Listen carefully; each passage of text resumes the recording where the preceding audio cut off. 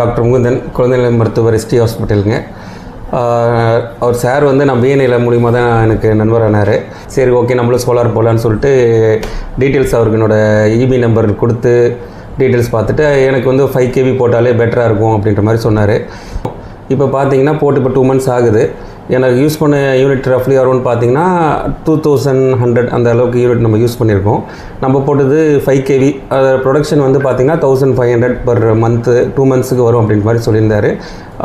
ரஃப்லி around 1450 கிட்ட வந்திருக்கு. அதனால் இப்போ ஆஸ் பர் ஸ்லாப் பேசிஸில் பார்த்திங்க அப்படின்னா எனக்கு வர வேண்டியது பார்த்திங்கன்னா 21,000 கரண்ட் பில் வர வேண்டியது. ஆனால் எனக்கு இப்போ வந்தது பார்த்திங்கன்னா அரௌண்ட் 6500 அந்த ரேஞ்ச் தான் கரண்ட் பில் வந்திருக்கு. அதனால் ரொம்ப தேங்க்ஸ் புருஷோத்.